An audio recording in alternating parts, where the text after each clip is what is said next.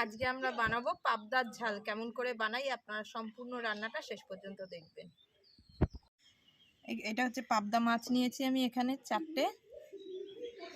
এখানে হলুদ, নুন, লঙ্কার গুঁড়ো, সর্ষে, পোস্ত আর এখানে সর্ষের তেল নিয়েছি, টমেটো, একটুখানি আদা আর 2টো কাঁচা লঙ্কা। আমি মাছের মধ্যে নুন হলুদটা মাখিয়ে নেব। সামান্য একটু হলুদ দিলাম আর অল্প করেই নুন দেব, দিয়ে নুন হলুদটা আমি মাখিয়ে নেব মাছের মধ্যে। মাখিয়ে 10 মিনিট রেখে দেবেন যাতে মাছের মধ্যে সুন্দর করে নুন হলুদটা ঢুকে যায়। আমি এবার মাছের জন্য মশলাটা করে নেব। এখানে নিয়েছি 2টো কাঁচা লঙ্কা,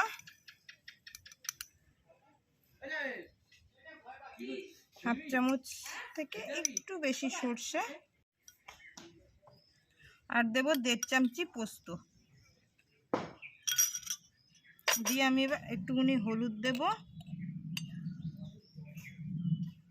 আর সামান্য একটু নুন দেব, দিয়ে আমি বেটে নেব মশলাটা।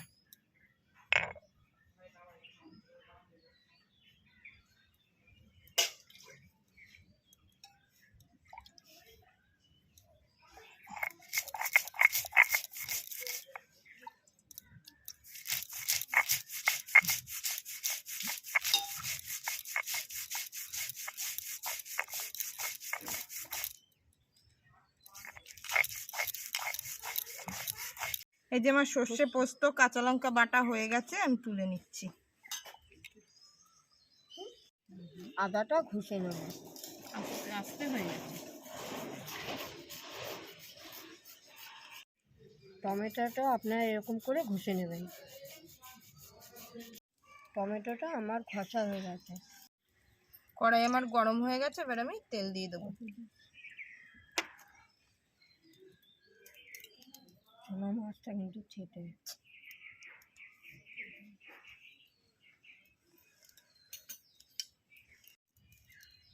তেল গরম হয়ে গেছে, এবার আমি মাছগুলো ছেড়ে দেবো এক এক করে।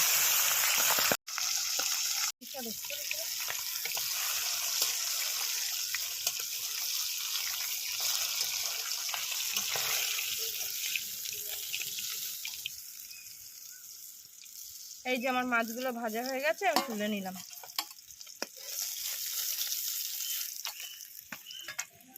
এই যে তেলের মধ্যে আমি আদাটা ফোড়ন দিয়ে দিয়েছি। এবার দিয়ে দেবো এই যে টমেটোটা পেস্ট করে রেখেছিলাম, সেই টমেটোটা দিয়ে দেবো।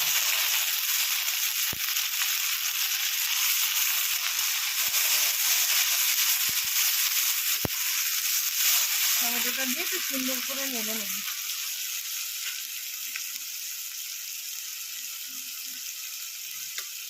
নেড়ে নিয়ে সামান্য একটু জলের মধ্যে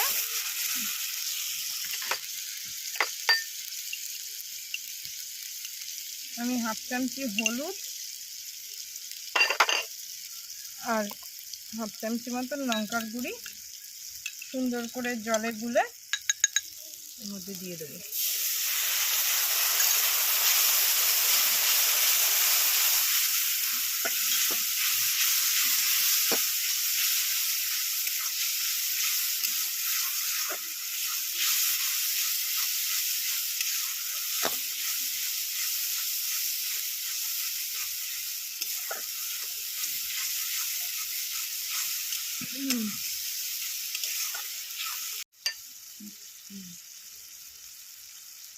এই যে হাফ চামচির থেকে একটু কম নুন দিয়ে দিলাম।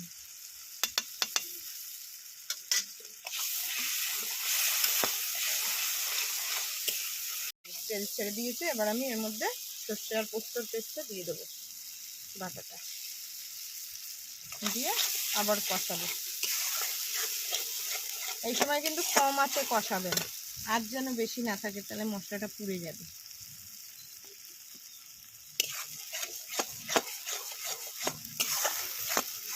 হালকা করে সামান্য একটু জল দিয়ে কষাবো।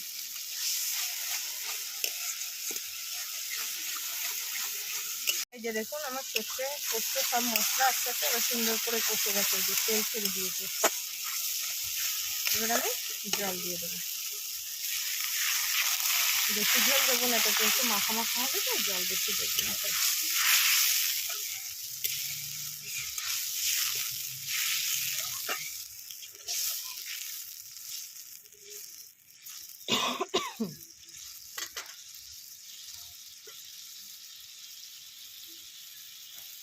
এই যে আমার ঝোলটা ফুটে গেছে, এবার আমি মাছটা দিয়ে দেবো।